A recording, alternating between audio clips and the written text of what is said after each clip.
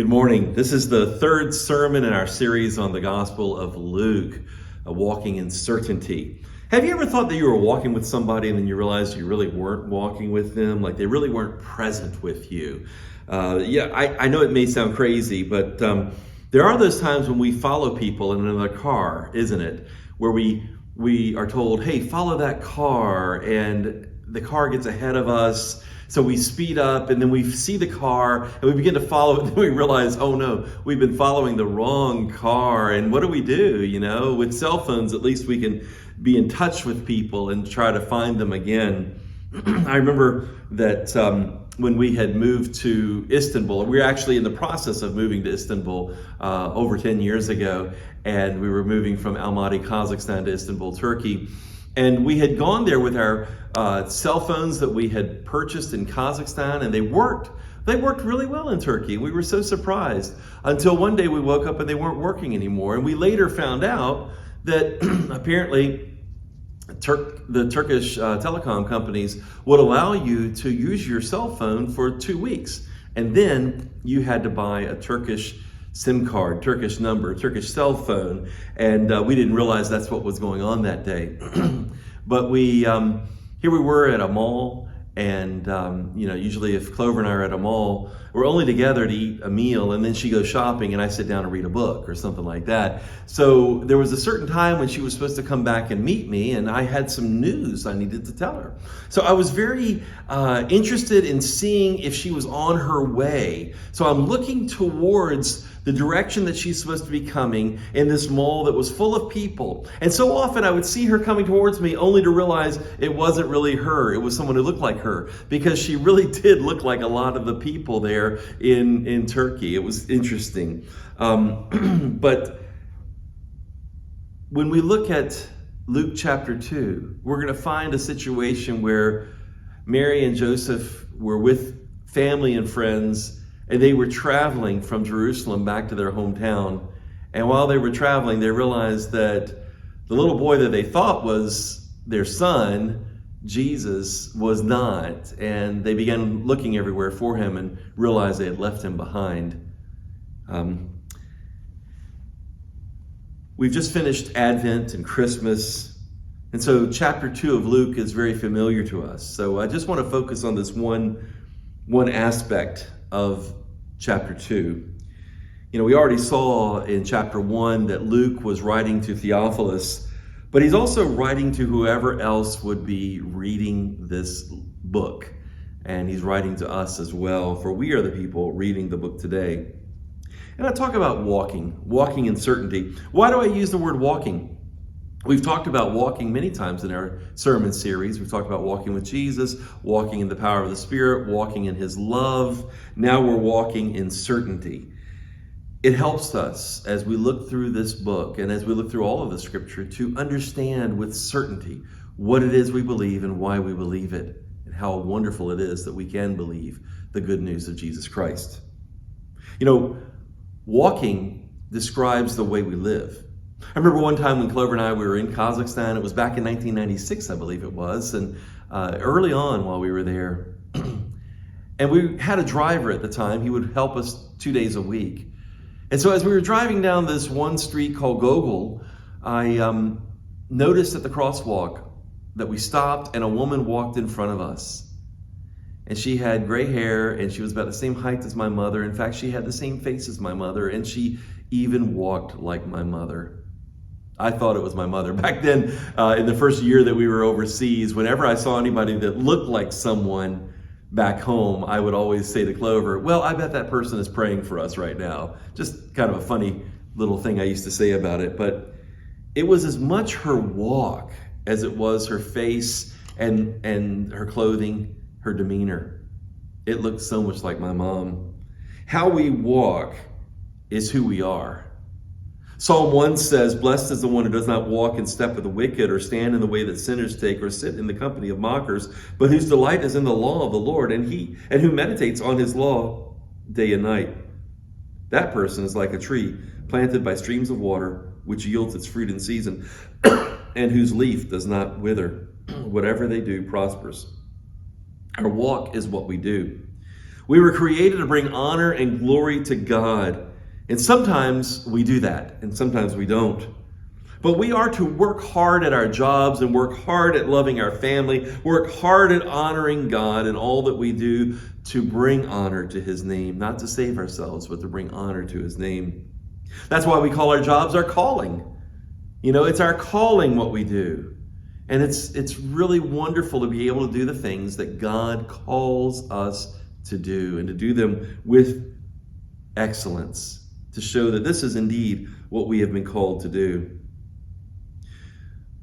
You can notice what someone is thinking sometimes by the way they walk. If they're nervous or shy or embarrassed, they walk a different way according to that. Sometimes a nervous person will walk fast, and sometimes a nervous person will walk slowly. A shy person will usually walk fast, usually walk slowly, but sometimes they walk fast, don't they? As they're trying to get from one place to the other because they're so shy, and then they just want to walk away. I can remember when I first started preaching, I was so shy, I would walk up to the podium, and I would just start speaking as fast as I could so I could just get this over with as fast as I could and then leave. And you could tell in my walk that I was nervous, I was shy. If somebody is doing something wrong, you can kind of tell by the way they walk. And people who rob banks, they actually don't walk. They run, don't they, when they're trying to get away. There's a whole lot of walking in the Gospel of Luke. Already, we've seen walking, as in chapter 1, there was the walking of Zechariah between Bethlehem and Jerusalem to do his work and to come back. There was the walking of Mary going down to visit with Elizabeth and Zechariah. There's a walk of Mary going back. And now, in chapter 2, there's the walk of going from Nazareth down to Bethlehem again, and then walks back. Here we are in a situation, we're looking at a story when Jesus was 12 years old. And every year, the family would walk to Jerusalem in order to celebrate at the temple. And so here, we're going to pick up the story in chapter 2, beginning at verse 39. When Joseph and Mary had done everything required by the law of the Lord, they returned to Galilee, to their own town of Nazareth. And the child grew and became strong. He was filled with wisdom, and the grace of God was on him. Every year, Jesus' parents went to Jerusalem for the festival of Passover. When he was 12 years old, they went up to the festival according to the custom. After the festival was over, while his parents were returning home, the boy Jesus stayed behind in Jerusalem, but they were unaware of it. Thinking he was in their company, they traveled on for a day. Then they began looking for him among their relatives and friends. When they did not find him, they went back to Jerusalem to look for him. After 3 days, they found him in the temple courts, sitting among the teachers, listening to them and asking them questions. Everyone who heard him was amazed at his understanding and his answers. When his parents saw him, they were astonished. His mother said, "Son, why have you treated us like this? Your father and I have been anxiously searching for you." "Why were you searching for me?" he asked. "Didn't you know I had to be in my father's house?" But they did not understand what he was saying to them. Then he went down to Nazareth with them and was obedient to them. But his mother treasured all these things in her heart. And Jesus grew in wisdom and stature and in favor with God and man. The title of my message today is A Child Among the Teachers. Would you pray with me? Our Heavenly Father, I thank you so much for who you are. You are the one who sent us Jesus, and you have even showed us in Jesus's childhood an example of how we should be. Lord, we ask you to bring this into our hearts, that we would follow the example of Jesus. And we pray this in the name of Jesus. Amen. The lost child. It's kind of funny to think that Joseph and Mary lost Christ. In the busyness of the caravan, of the trip, they lost Jesus. He probably looked like all the other boys. He's wearing the same kind of clothing, about the same height. And as he's running around, they're thinking, that's him. They didn't realize they had lost him for the first day. I've told the story before of when we lost our son at Maymont Park in the zoo area. And it was really scary because I'm walking with my friend Donald, and Clover's walking with his wife Laurie, and we're not together. And the kids are running between us. And so I thought Colin was with Clover. Clover thought Colin was with me, until we realized that no, Colin was with neither of us. And Clover went one way, I went the other way, and finally we found Colin. Well, the same type of thing happened in this case with Jesus. They lost sight of him. We ourselves can lose sight of Christ. A little neglect of our spiritual disciplines and the rituals that are healthy. A little compromise of our faith. Sometimes sin is like a reservoir in our lives, and if something breaks that reservoir wall, it floods us and we lose sight of Christ. The parents were looking all over Jerusalem for 3 days. I wonder, what did they feel like? I'm sure that they prayed and they said, God, please, God the Father, please help us. Or maybe they didn't understand God as Father at this point, because, Jesus is the one who really revealed God as Father. But they cried out to God. They said, please help us find this child that you entrusted to us. They asked people, I'm sure, have you seen a little boy? He's about this high. He's got curls, They probably said, yeah, there's thousands of them here, but they physically had to go and look and seek. They had to knock on doors. They had to ask and ask and ask. And you don't just seek once. I don't see it. You have to keep seeking and keep seeking. And Jesus would later on teach in Luke chapter 11, verses 9 and 10. So I say to you, ask and it will be given to you. Seek and you will find. Knock and the door will be opened to you. For everyone who asks receives, and the one who seeks finds. And to the one who knocks, the door will be opened. They asked, they knocked, they sought, they took time and effort. His parents looked for Jesus. But it wasn't until after 3 days that they found him in the last place that they looked. It's always the last place you look that you find someone. We need to be people who seek God. Seek him always. Look for him. Jesus said we should seek first the kingdom of God and his righteousness. The Old Testament teaches us that we need to seek God while he may be found. Isaiah chapter 55 describes these words. In a chapter where it says that God is calling to the thirsty and the hungry to come to him and receive what they need. Verse 6 of chapter 55 says, seek the Lord while he may be found. Call on him while he is near. Seek God while we can. While our hearts are still open to seeking him. That's when we need to seek him. Don't let bitterness, don't let society, don't let the problems around us cause us to go into a depression that we no longer seek after Christ. He is never out of reach, but sometimes our souls make it seem like he is out of reach. God reached out to Adam and he asked, where are you? Joseph was crying out to God, where is your son? We're looking for him. This year, you and I need to be calling out to Jesus that much more. Calling out to him. Yes, we know he's right here, but call out to him. Jesus, help me. Jesus, direct my eyes. Jesus, direct my thoughts. Jesus, direct my words. Jesus, direct my actions. Help me, Lord. I want to submit them to you. Let us this year live off of the investment that we have in Christ. Let us draw from that investment, draw from the wonderful treasure that we have in Jesus.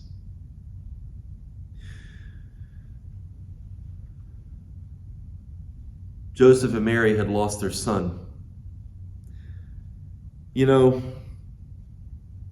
are some of us who have lost our children or our grandchildren. Maybe they are still physically alive, but maybe they've turned far away from God and far away from even us. It hurts me when I hear those kinds of stories. If you and I are wondering where our children or our grandchildren or our great-grandchildren are right now, I'd like for us to just take a moment and pray. Heavenly Father, we call on you right now to be the one to help us find the lost children among us. Maybe we are called to find lost children of other people. But Lord, help us to call out to you to find those who are lost this day. And we love you. In Jesus' name, amen. You know, Jesus Christ is the same yesterday, today, and forever. That's a verse out of Hebrews. When Joseph and Mary finally found Jesus, he was in the last place. It looked, as I mentioned, he was in the temple. And I wonder why it took so long for them to go there to find Jesus. It seems that the temple was the focal point, of course, of the festival, the focal point of their annual trips. They may have stayed with friends and family, and probably that's where they went first, all the different places they went shopping, the homes they stayed in, the homes that they visited. Whenever someone is missing, often we check with the people that they associate with. We call their office and say, hey, did so-and-so come to work today? Or the school, did they show up at school? Or we call their friends, have you seen Jim today? I'm looking for him. And so we call those that are familiar. But wherever the person is, that is the place where they are. And in this case, they didn't think to go to the temple first. So they went somewhere else looking for him. You know, I'm not surprised that they didn't find Jesus among the normal people. Because you see, the man Jesus hung out with alcoholics, with tax collectors, traitors, with prostitutes. The religious people were not the people that he hung around with very often, were they?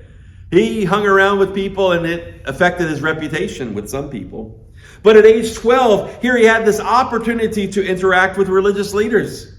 He would soon be age 13. He would be a son of the commandment, the bar mitzvah. And perhaps he was meeting with these men in order to understand how he is supposed to present himself for the bar mitzvah.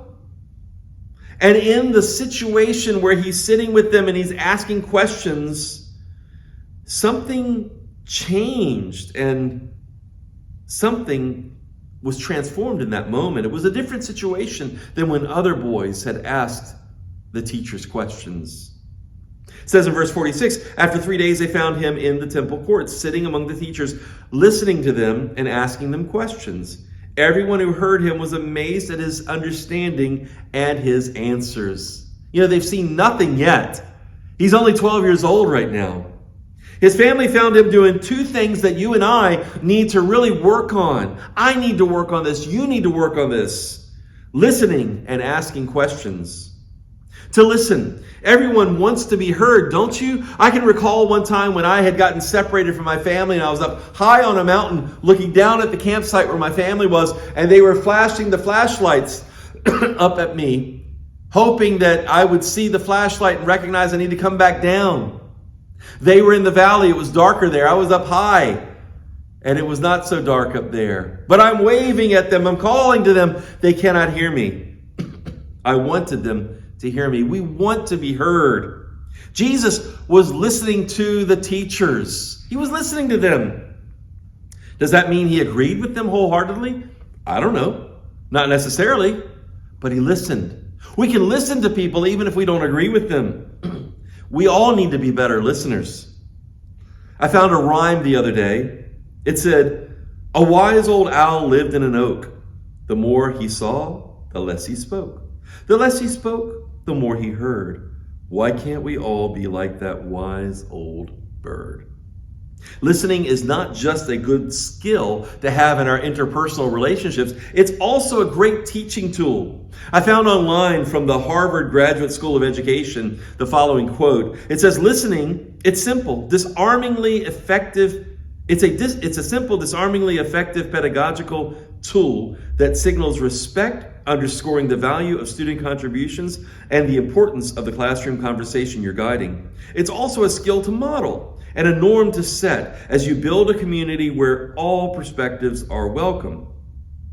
When I listen really carefully, it allows me to push students hard and help them see what they have within themselves, says Harvard Business School professor Joshua Margolis, who makes intensive listening a requirement for himself and who asks the same of his students. Now, I'm not necessarily agreeing with everything that he's meaning here, but he is talking about how important it is to listen, and that when we listen, it helps people to learn.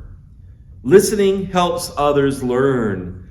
And it's important not only for the teacher to listen, but for the student to learn to listen, and vice versa. Jesus listened. He listens to each of us as well. He knows our needs. He knows our prayers. And we can speak to him and expect him to listen. And we can follow his example too by listening to each other and listening to him. Asking. By listening, Jesus was able to ask the right questions. Haven't you been in situations where you've asked the wrong question? Recently there was a coach who had a press conference because his team had lost, and someone in the press corps asked him a question about his New Year's resolutions. And it's like the weirdest question to ask at that moment when he's dealing with a defeat. And he said, I'll have to talk about that later. It was the wrong question to ask at that time because that reporter was not listening to the situation. We need to be people who listen. And if we listen, then we can ask the right questions. Warren Barger is a writer and an educator who said that children ask an average of 40,000 questions between ages 2 and 5. And as we get older, we tend to ask fewer questions, don't we? We make our assumptions, we judge, we fight, we fret, we argue, we isolate, and by asking questions, we could be learning. And yet, instead of asking questions, we just find ourselves hurting. I was touched when I was a young man and someone gave me a book about C.S. Lewis. And as I was reading about him, it mentioned how he liked talking with his housekeeper. An ordinary, simple woman, but he learned so much from listening to her. This is a man who was a man with a great intellect. He used to be an atheist. He had found Christ. He became this incredibly intellectual man who wrote books that people are still reading today. And he was a great Christian thinker, educated. And he could sit with an uneducated housekeeper and say that he learned something. Why? Because he listened and he asked the right questions. He listened and he asked the right questions. Can't we do that as well? I'm mixing listening and asking all together. I realize that. But I remember when I was 15 years old and I went on my first missions trip to the Dominican Republic. I went with West End Assembly of God. And it was an interesting trip. I don't think they were expecting a 15-year-old to go on their very first trip. But not only did I go, but we had a 70-year-old man on that trip as well. A man who I had known for many years because he and I had been at another church together before we came to West End Assembly. His name is Norval McKinney. He's been living with Jesus in heaven for a long time now.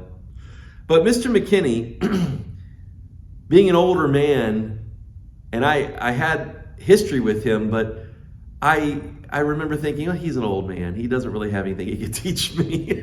What a silly thing. I remember when I was trying to hammer something on that trip. He comes up to me and he said with his West Virginia drawl, he grabbed me by the throat like this, not in a hard way, but in a gentle way. And he said, "Can you work with my hand around your neck?"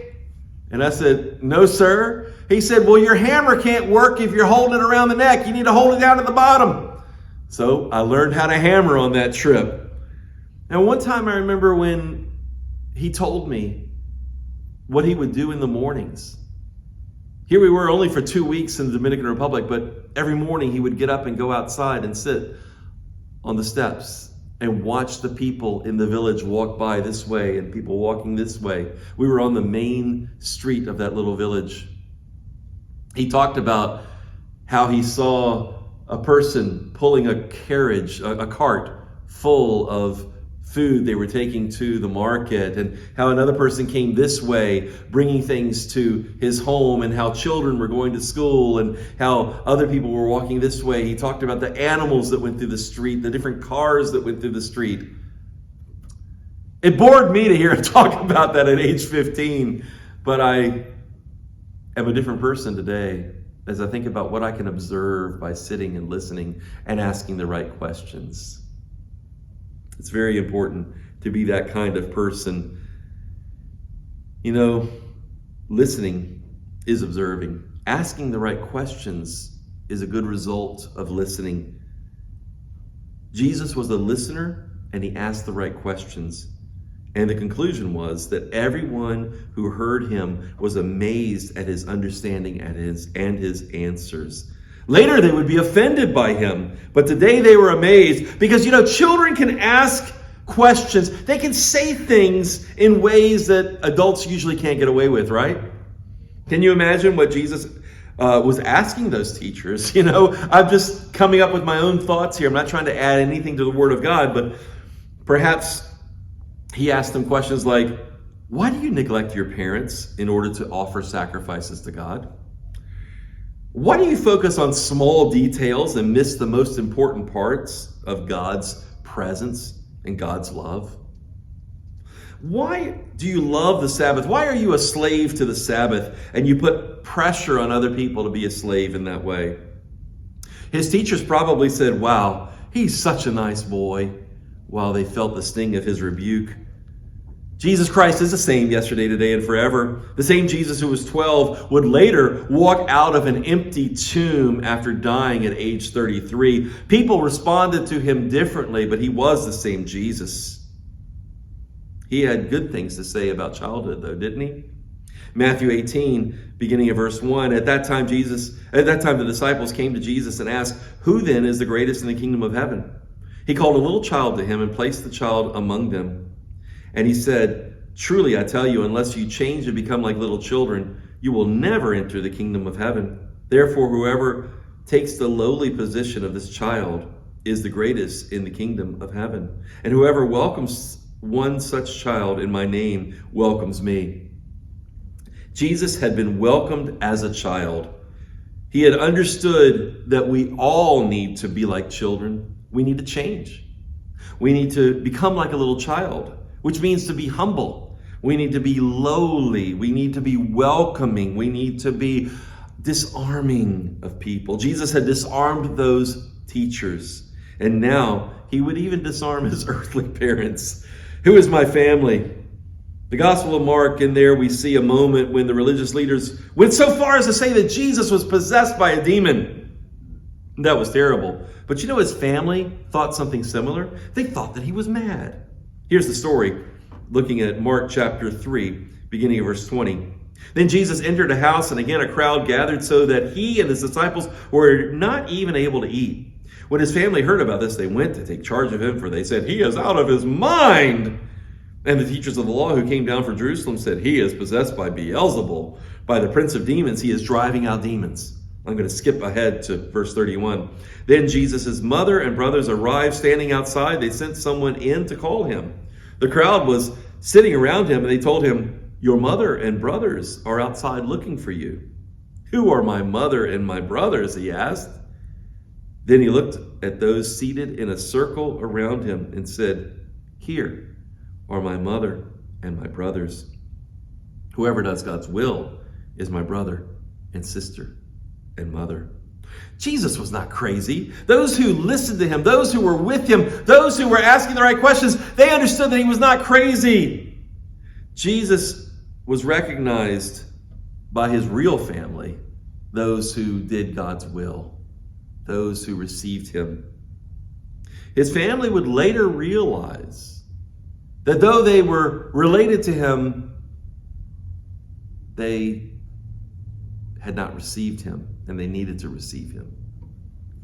Now back to the story from Luke. When his parents saw him, they were astonished. His mother said to him, son, why have you treated us this way? Your father and I have been anxiously searching for you. They accused Jesus of treating them in a bad way. Now, I'm not sure what to say about this, because if I were Joseph, I'd probably want to ground Jesus for doing something like this.